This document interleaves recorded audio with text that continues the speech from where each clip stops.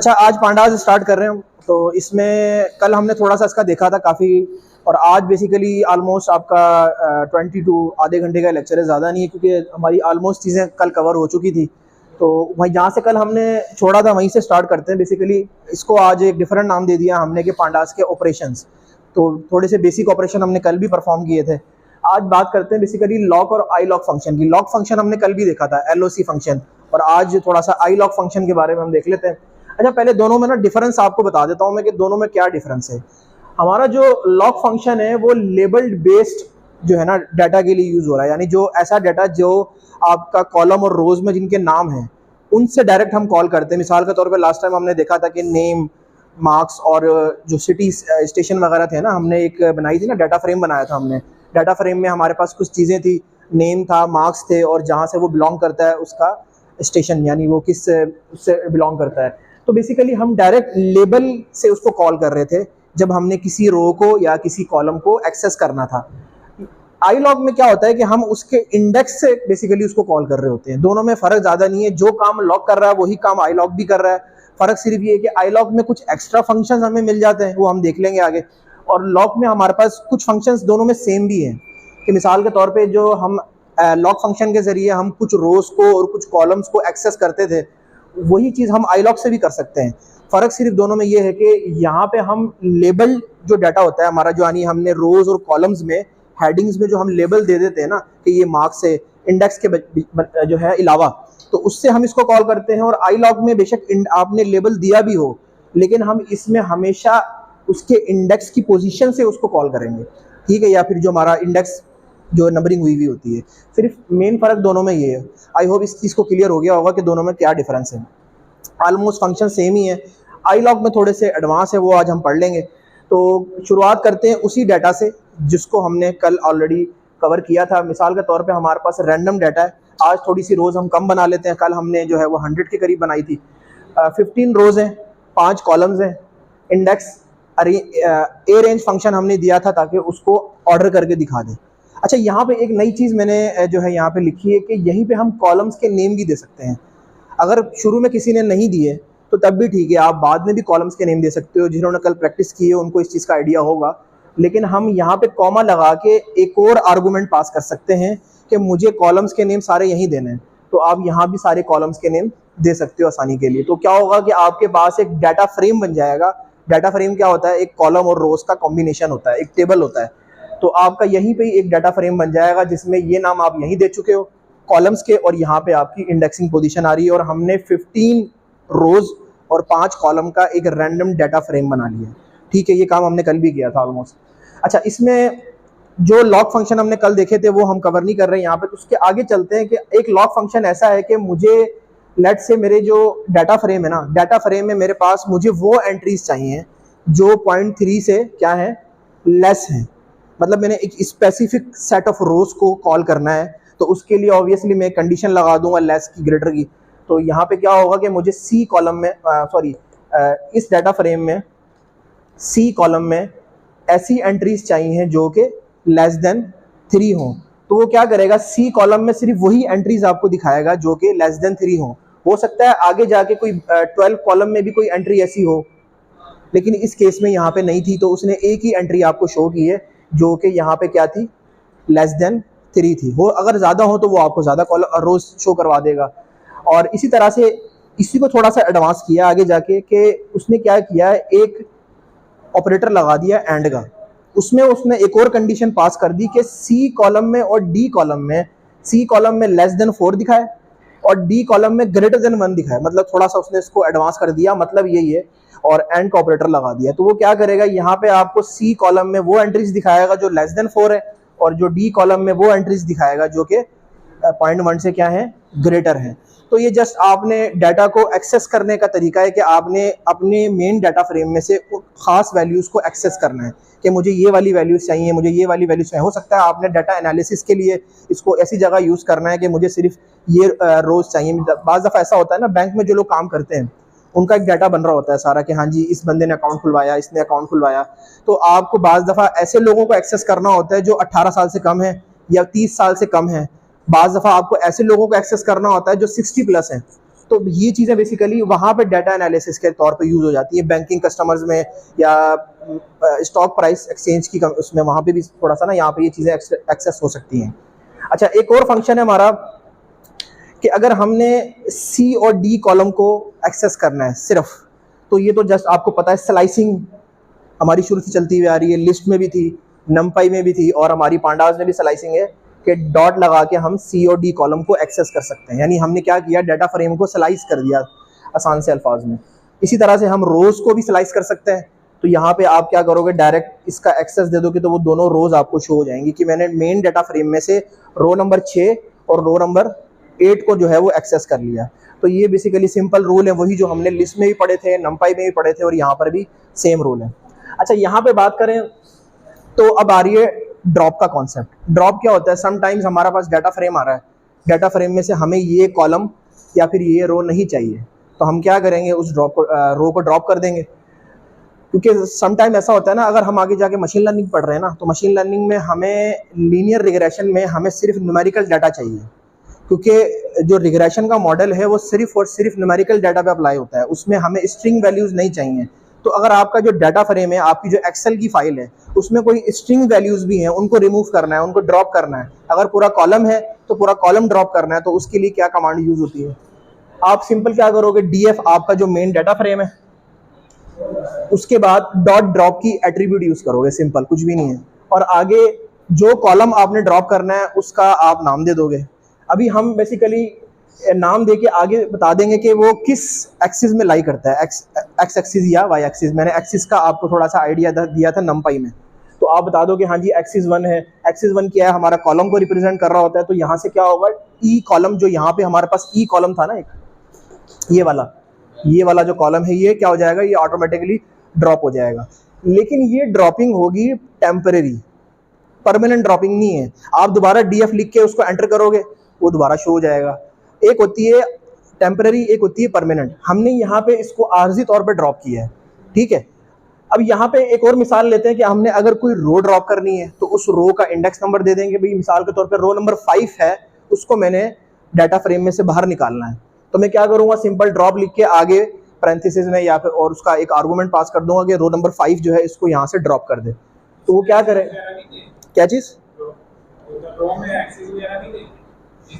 Axis sometimes क्या होता है, रो में ना आपको जरूरत नहीं होती है, आप दे दो कॉमा डाल के एक्सिस 0 लिख दोगे, वो भी फिजिबल है। डबल दो मेथड है, या तो इस तरह से कर लो, या तो कॉमा डाल के एक्सिस 0 लिख दो, वो भी जो है वो काबिल कबूल है। समटाइम ऐसा होता है कि इसको भी एक्सेस कर लेता है वो, ठीक है। आप यहाँ पे भी रिमूव कर सकते हो उसको। समटाइम वो एरर दे देता है, कंपाइलर पे डिपेंड करता है ना। एनाकोंडा पे मेरा एरर तो नहीं आया, हो सकता है कोई VS कोड यूज़ कर रहा है उसका आ जाए एरर।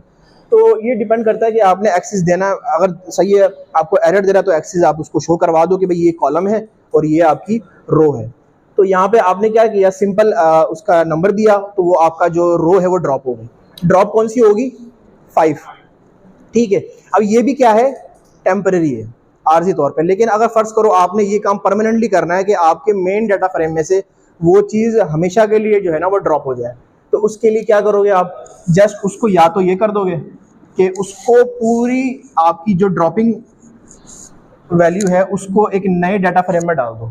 उसका नाम चेंज भी कर सकते हो या सिमिलर नाम भी रख सकते हो, या फिर एक आर्गूमेंट पास कर दो कॉमा डाल के।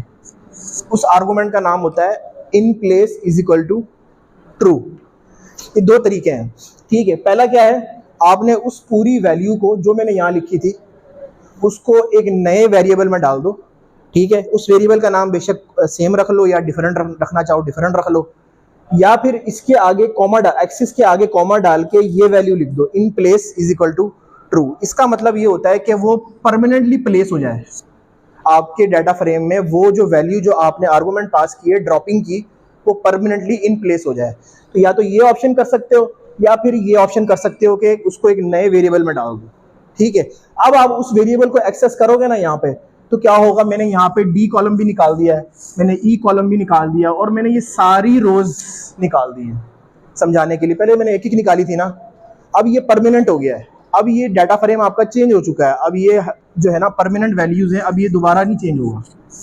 समटाइम्स हमारे पास डाटा एनालिसिस में ऐसे सिनेरियोज भी आते हैं कि हमने परमानेंट चेंज करना है, समटाइम ऐसे आते हैं कि हमने आर्जी तौर पे उसको चेंज करना है जस्ट अपनी आउटपुट निकालने के लिए। तो ये बेसिकली क्या हुआ, आपके पास डाटा फ्रेम में से डी कॉलम और ई कॉलम और ये सारी रोज 3, 5, 8, 11, 14 ये सारे रिमूव हो गई हैं। ठीक है, तो ये बेसिकली कुछ तरीके हैं जिसमें से हम ना अपना कुछ मेन वैल्यूज़ जो है या मेन कॉलम्स वगैरह को हम ड्रॉप कर सकते हैं। ठीक है, अच्छा अब आगे चलते हैं। अब देखो ड्रॉप करने से एक नुकसान हुआ है। नुकसान क्या हुआ कि हमारी इंडेक्सिंग ख़राब हो गई। देखो हमने ये सारी जो रोज थी 3, 5, 8, 11, 14 ये सब ड्रॉप कर दी। अब पीछे इंडेक्सिंग क्या हो जाएगी 0, 1, 4, क्योंकि 5 तो है नहीं, 3 भी नहीं है, तो इंडेक्सिंग का क्या हुआ, ऑर्डर ख़राब हो गया, मतलब ये वाला ऑर्डर ख़राब हो गया। तब वो ऑर्डर भी सही करना है ताकि हमारा प्रॉपर सेटिंग रहे। तो हम क्या करेंगे, सिंपल एक एट्रीब्यूट है रीसेट इंडेक्स का, बिल्ट इन एट्रीब्यूट है डाटा फ्रेम पांडास में रीसेट अंडरस्कोर इंडेक्स और आगे पैरेंथेसिस, ये लिखेंगे तो हमारी सारी इंडेक्सिंग जो ख़राब हुई थी ड्रॉपिंग करने की वजह से वो क्या होगी, सारी की रीसेट हो जाएगी। लेकिन रीसेट में एक छोटा सा प्रॉब्लम और आएगा। प्रॉब्लम ये आएगा कि रीसेट तो कर देगा लेकिन उसके साथ पुरानी इंडेक्सिंग का एक और कॉलम बना देगा। ठीक है, डबल कॉलम आ जाएगा, यानी ये होगा रीसेट तो कर देगा लेकिन पुरानी इंडेक्सिंग का एक और कॉलम बना देगा। फिर इस मसले को हल करने के लिए हम क्या करते हैं, इसके बजाय ये वाली ऑप्शन अपनाते हैं कि ये चीज़ सेम है, रीसेट इंडेक्स आगे एक एट्रीब्यूट जो है कि आगे हम पैरेंथेसिस में एक आर्गुमेंट पास करेंगे कि drop is equal to true और in place is equal to true. इसका तो पता है सबको, इन प्लेस का मतलब परमानेंट चेंज। ठीक है, ड्रॉप क्या करेगा कि ये जो कॉलम एक्स्ट्रा बना रहे हो ना आप, उसको ड्रॉप कर दो। ठीक है, और सिर्फ मुझे मेन इंडेक्सिंग रीसेट जो किए आपने उसको दो, वो मुझे चाहिए। मुझे जो आप एक्स्ट्रा कॉलम बना के दे रहे हो पुरानी इंडेक्सिंग का, उसको ड्रॉप कर दो और उसको परमानेंट भी कर दो। तो क्या करेगा कि आपको रीसेटिंग कर देगा और ये जो एक्स्ट्रा कॉलम बन जाता है ना, इसको रिमूव कर देगा और आपको एक परफेक्ट डाटा फ्रेम प्रोवाइड कर देगा। तो ये कुछ बीच में प्रॉब्लम्स भी आती है, उनको सॉल्व करना है। हमने रीसेटिंग की है, ड्रॉपिंग के बाद फिर दोबारा रीसेट इंडेक्स किया है और रीसेट के बाद जो हमारे पास कुछ प्रॉब्लम्स आ रही थी उनको सॉल्व किया है। अच्छा, अब थोड़ा सा आईलॉग को देखते हैं। आईलॉग क्या होता है, मैंने क्या बताया था आईलॉग के बारे में कि यहाँ पे हम डायरेक्ट उसके लेबल के जरिए चीज़ें कॉल कर रहे थे, यहाँ पे हम उसके इंडेक्स इंटीजर की पोजीशन के रिस्पेक्ट से कॉल करेंगे। अच्छा, जैसे मिसाल के तौर पे रो 0 और रो 4 को मैंने एक्सेस करना है, तो यहाँ तो सिंपल रो का नाम रो ही है। ठीक है, आगे देखते हैं 0, 1, 1, 0 ये दो आर्गुमेंट पास किए हैं। इसका क्या मतलब है, ये पहला जो 0 है ये रो को डिनोट करता है और दूसरा वाला क्या है, कॉलम को। अब यहाँ पे कॉलम का नाम तो ABCD से, मैंने ABCD नहीं दिए यहाँ पे, उनका जो कॉलम का लेबल है वो मैंने नहीं दिया। यही बात मैंने यहाँ लिखी थी कि मैं लेबल से उसको कॉल नहीं कर रहा, मैं उसके इंडेक्स से उसको कॉल कर रहा हूँ। 0, 1 और 1, 2 ये दो मुझे सबसेट चाहिए आपके मेन डाटा फ्रेम में से यूजिंग इंडेक्स पोजीशन। तो उसके जरिए कॉल किया, मेरे पास क्या आ गया, 0 रो और 1 रो पे आपके ये दोनों वैल्यूज आ गई। आपका मेन फ्रेम अब ये है, आपका ये वाला नहीं है, क्योंकि ये सारा चेंज होके ये बन चुका है। अब ये आपके पास आपका मेन डाटा फ्रेम है। इस डाटा फ्रेम में से 0 रो और 1 कॉलम कौन सा होगा, ये 0 रो है और ये 1 कॉलम है। 0, 1, 2 इस तरह इंडेक्सिंग होती है ना, 0 से स्टार्ट होती है। तो ये 0 रो है और ये 1 कॉलम है, तो ये वाला हमें यहाँ शो हो गया।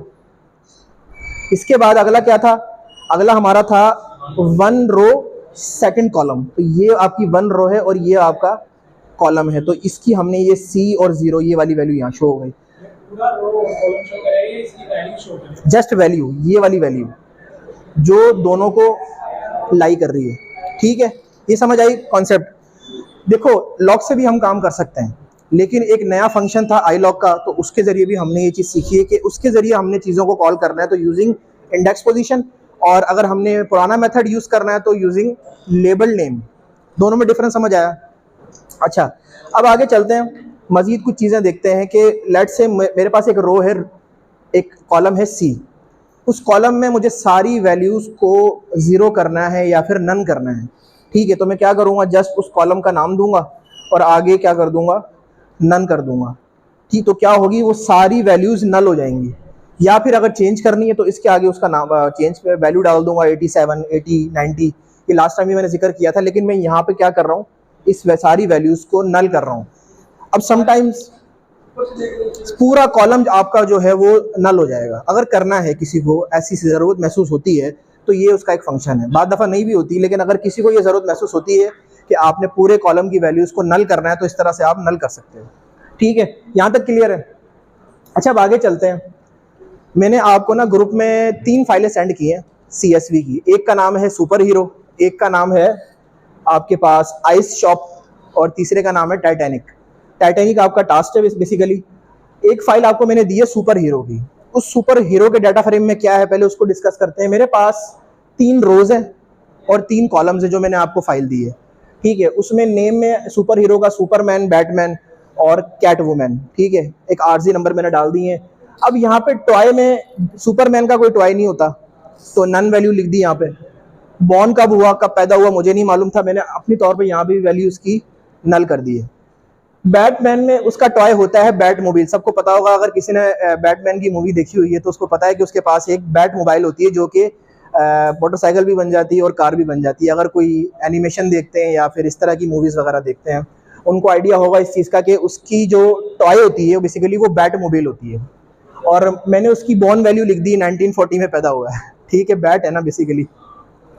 कैट वुमेन का मुझे नहीं पता कि उसका टॉय क्या होता है और उसकी बॉर्न वैल्यू क्या है, तो मैंने यहाँ पे क्या किया, जस्ट नन वैल्यू पास कर दी। तो ये आपका एक बेसिक सा डाटा फ्रेम जो मैं ऑलरेडी दे चुका हूँ। इसको रीड करना सबको आता है, कल मैंने बताया था कि कैसे रीड होगा। आपने जस्ट रीड वैल्यू और उसकी नाम देना है और जस्ट आपके पास ये वैल्यू इस तरह से शो हो जाएंगी। अब क्या करना है, मैं चाहता हूँ इस डाटा फ्रेम में से एक स्टेप पे मेरी सारी नन वैल्यूज निकल जाएं। तो उसके लिए एक छोटा सा एट्रीब्यूट है ड्रॉप NA। ड्रॉप NA क्या करेगा, ये सारी नन वैल्यूज को बाहर निकाल देगा, इंक्लूडिंग उसका सब टाइप, यानी वो जिस टाइप में मौजूद है वो भी सारी बाहर निकाल देगा। इससे क्या होगा, डाटा आपका थोड़ा सा ऑर्डर्ड फॉर्म में आ जाएगा। तो जैसे ही मैंने ये किया, होगा क्या, आपकी सारी नन वैल्यूज इंक्लूडिंग उसकी सब टाइप, जैसे मिसाल के तौर पे कैट वुमेन है, कैट वुमेन की दोनों बेसिकली वैल्यूज नन थी, तो वो क्या कर देगा, उस एंट्री को पूरा ड्रॉप कर देगा। अगर एक नन हो दूसरी में लिखा हो तो वो क्या करेगा, तब भी ड्रॉप कर देगा। वो जस्ट एक वैल्यू चेक करता है उस पूरी एंट्री की, अगर उसको नन वैल्यू मिल जाए तो वो पूरी ड्रॉप कर देता है। तो ये ड्रॉप NA का काम है। सम टाइम हमें वो वैल्यू चाहिए तो हम फिर उसके लिए मजीद दूसरे ऑपरेशन परफॉर्म करेंगे, लेकिन अभी इस केस में अगर एक वैल्यू भी उसको नन मिल जाए तो वो पूरी टाइप ड्रॉप कर देता है। हमारे पास सिर्फ एक वैल्यू कंप्लीट हमें मिल रही है जो कि कौन सी है, बैटमैन वाली, यानी उसकी बैट मोबाइल भी है और उसकी बॉर्न वैल्यू भी है। तो क्या करेगा, जस्ट इसको सारी ड्रॉप करके ये कॉलम सिंगल आपको एक रो और 3 कॉलम रिटर्न कर देगा। ठीक है, तो ये इसका फंक्शन है। अब मैं कहता हूं कि मुझे ड्रॉप करे सिर्फ एक्सिस कॉलम में से, मतलब ऐसे कॉलम जिनमें सिर्फ आपकी नन वैल्यूज है, सिर्फ उनको ड्रॉप करे, पूरी एंट्री को ड्रॉप ना करे। तो वो क्या करेगा, इन कॉलम्स में उसको नन वैल्यूज मिल रही है, हालांकि ये वाली वैल्यू ठीक है, लेकिन वो दोनों कॉलम्स ड्रॉप कर देगा और आपको ये वाला कॉलम जिसमें तीनों वैल्यूज एग्जिस्ट करती हैं ये दे देगा। तो ये वाइस वर्सा है कि आपके रो के केस में क्या होगा और इसमें कॉलम के केस में क्या होगा। बस फर्क सिर्फ ये है कि आपने यहाँ पे कोई वैल्यू देने की जरूरत नहीं है, या फिर लिख सकते हो कि एक्सिस इज इक्वल टू रो, या कुछ भी ना दो, या फिर यहाँ लिखने की जरूरत है कि axis is equal to column. अगर दोनों को आपने सिमिलर रखना है तो यहाँ भी आप ये लिख लो कि axis is equal to row, rows S। ठीक है, अगर दोनों को सेम रखना है, नहीं तो इस तरह भी काम हो जाता है। हो सकता है हम जुपिटर नोटबुक के अलावा अगर आपको यूज कर रहे हो तो इसको देने की जरूरत भी नहीं है, लेकिन उसको बताना जरूरी है यहाँ पे। ठीक है, बाय डिफॉल्ट ये एग्जिस्ट करती है वैल्यू, लेकिन इसमें कॉलम देना जरूरी है। ठीक हो गया। अच्छा, यहाँ पे क्या हुआ, कॉलम आ गया हमारे पास जो कि नन वैल्यू जिसमें नहीं है। अब ये क्या है, ये दोनों चीजें, ये भी परमानेंट नहीं है, टेम्पररी है। अब इनको परमानेंट करना है तो सेम मेथड, कौन सा method, in place is equal to true argument में पास कर देंगे और ये वैल्यू हमारी परमानेंट हो जाएगी। अब ये कॉलम चेंज हो चुका है आपका। अच्छा, इसी तरह से इसको परमानेंट करना है तो क्या करोगे, कॉमा डाल के in place is equal to true लिख दोगे तो ये भी परमानेंट हो जाएगा आपका। तो वो मैंने यहाँ लिखा नहीं है, जस्ट आपको समझाने के लिए बताया। अब मेरे पास एक और फाइल है जो मैंने आपको ग्रुप में सेंड की है जिसका नाम है आइस शॉप। ये मैंने खुद से डाटा बनाया है, नेट से नहीं लिया, ये वाला मैंने नेट से लिया था। इसमें जस्ट आपको पता है कि सबको आइसक्रीम पसंद है, ठीक है, तो कुछ मैंने अपनी मर्जी से ले ली है कि एक ब्रांड है कुल्फा, उसका स्टाइल है वो कप में आपको ऑर्डर करते हैं या उसका पूरा पैक मिलता है बड़ा, उसकी रेटिंग क्या है 4 है। अब ये मैंने डबल एंट्री कर दी है जानबूझ के कि ये 2 बार एंट्री हो गई है। पैरालाइन एक आइसक्रीम है, उसका पैक मिलता है, उसकी रेटिंग ज़रा कम है, ठीक है, उसमें क्रंच थोड़ा ज़्यादा होता है, तो वो हर किसी को पसंद नहीं है। मैंगो सबसे ज़्यादा पसंद है लोगों को, तो इसकी 4.5 रेटिंग है, तो इसकी भी डबल एंट्री कर दी मैंने जानबूझ के। और आखिर में मेरे पास चॉकलेट का फ्लेवर है जिसमें पैक वैल्यू मिलती है, कप में नहीं मिलता, वो उसकी रेटिंग कितनी है 4। तो ये बेसिक सा एक डाटा फ्रेम है जो मैं ऑलरेडी आपको ग्रुप में दे चुका हूँ। अब इसमें क्या करना है, अगला हमारा ऑप्शन बेसिकली है कि डुप्लीकेट्स निकालना है। मैंने इसमें जानबूझ के डुप्लीकेट वैल्यू डाल दी है कुल्फा की और मैंगो की। तो एक हमारे पास एट्रीब्यूट हमें मिलता है डॉट ड्रॉप डुप्लीकेट्स। तो जैसे ही हम लिखेंगे और एंटर करेंगे तो हमारी सारी डुप्लीकेट वैल्यूज रिमूव हो जाएंगी। यहाँ पे सिर्फ 2 ही है हमारे पास, कुल्फा की और मैंगो की, तो वो 1 टाइम प्रिंट हो जाएगी और डुप्लीकेट उसको चेक करेगा और ऑटोमेटिकली निकाल देगा। तो ये इसका काम है, ठीक है। अच्छा, अब यहाँ पे हम ब्रांड दे सकते हैं, मिसाल के तौर पे जैसे हमने कहा था ना कि हम ऊपर दे सकते हैं कि खास वैल्यू कॉलम की, तो हम यहाँ कॉलम का नेम दे सकते हैं ब्रांड। अब ब्रांड क्या चीज़ है, ये बेसिकली ये लेबल है आपका। आप इस लेबल की वैल्यू दो और उसमें से डुप्लीकेट ड्रॉप कर दो, तो आपको क्या करेगा, जस्ट इस कॉलम में से जो डुप्लीकेट वैल्यूज हैं उनको ड्रॉप कर देगा। सिर्फ सिंगल कॉलम की बात हो रही है यहाँ, वहाँ पूरे डाटा फ्रेम की बात हो रही है, यहाँ पे पूरे डाटा फ्रेम की बात हो रही है, यहाँ पे सिंगल कॉलम की बात हो रही है। तो ये बेसिकली इस तरह से, तो ये आपको क्या करेगा, एक सबसेट रिटर्न कर देगा जिसमें इसके डुप्लीकेट वैल्यूज नहीं होंगी। अच्छा, आगे चलते हैं। इसमें हमारे पास क्या है कि अब ये अगेन टेम्पररी है, परमानेंट नहीं है। अब इसको परमानेंट बनाना है तो क्या करना है, in place is equal to true. ये ना असल में डबल इसलिए होता है कि समटाइम्स हमें आर्जी तौर पे कोई डाटा एनालिसिस के लिए काम करना है, तो हम अपने मेन डाटा फ्रेम को चेंज नहीं कर रहे हैं, हम उसको आर्जी तौर पे चेंज करते हैं और अपनी वैल्यू निकाल लेते हैं।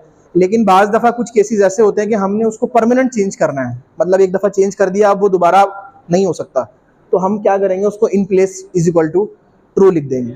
तो अब ये ट्रू लिखेंगे तो ये ऑलरेडी आपका चेंज हो चुका है परमानेंटली। अच्छा, अब ये चेंज हो गया तो इसकी शेप चेक की जा सकती है, डॉट शेप की एट्रीब्यूट से क्या शेप है भाई, 4 रोज हैं, 3 कॉलम्स हैं।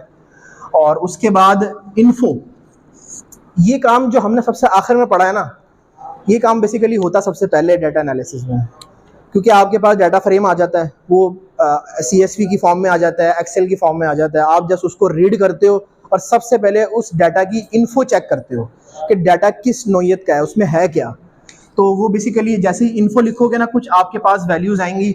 और भी होती हैं इसके अलावा कि आपका एक डाटा फ्रेम है, सीरीज डाटा नहीं है, कितनी एंट्रीज़ हैं, 4 एंट्रीज़ हैं, कितने रोज़ हैं, कितने कॉलम्स हैं, डाटा टाइप क्या है, फ्लोट है, अगर कोई और डाटा टाइप हो, इंटीजर है, ऑब्जेक्ट, वो भी सारी आ जाती है यहाँ पे। उसने मेमोरी कितनी कंज्यूम की है आपके उसमें स्टोरेज, तो यहाँ पे इसमें हमारे पास 128 बाइट्स जो है वो कंज्यूम की थी। तो बेसिकली जो काम हमने सबसे एंड पे पढ़ा है ना, टेक्निकली वो सबसे पहले किया जाता है। तो डाटा फ्रेम आपको कंपनी प्रोवाइड कर देगी कि हमारा ये सारा डाटा है, अब आप इस पर क्या करो, डाटा एनालिसिस करके और हमें कुछ रिजल्ट्स प्रोवाइड करो। तो सबसे पहली जो ये वाला काम सबसे पहले होता है, जो हमने सबसे आखिर में किया वो क्योंकि हम बेसिकली इस हवाले से इसको पढ़ रहे हैं, तो ये सबसे आखिर में। अब छोटा सा टास्क है, एक तीसरी फाइल मैंने आपको सेंड की है, उसका नाम है टाइटैनिक। वो लोग हैं जो टाइटैनिक में मर गए थे, मैंने खुद से नहीं बनाया, नेट से ही लिया है। नेट पे टाइटैनिक का जो ओरिजिनल डाटा है वो गिवन है CSV की फॉर्म में, एक्सेल की में वो ओपन हो जाता है। उसमें गिवन है कि कितने पैसेंजर्स थे, कौन बचा कौन मर गया, ठीक है, और उसकी जेंडर फीमेल है मेल है, और इसके अलावा एज कितनी थी उनकी, टिकट नंबर क्या था, हर किसी की टिकट होती है ना, टिकट नंबर क्या था, और कैबिन नंबर क्या था। तो वो सारा डाटा उस CSV फाइल में मौजूद है। ऑलमोस्ट 1000 एंट्रीज हैं उसके अंदर। अब थोड़ा ज़रा छोटा काम बहुत कर लिया, अब ज़रा बिग डाटा की तरफ आओ। मतलब एग्जैक्टली बिग डाटा नहीं है, थोड़ा सा बड़ा है बस, ज़्यादा नहीं। 1000 एंट्रीज हैं, उसमें आपने क्या करना है, ये सारे कॉलम्स आपने रहने देने, और ये जो कॉलम्स इसके अलावा है ना, पार्श का, एम्बार्क्ड का, P क्लास, ये सारे आपने रिमूव करने। अब रिमूव करना मैंने सिखाया आपको, ठीक।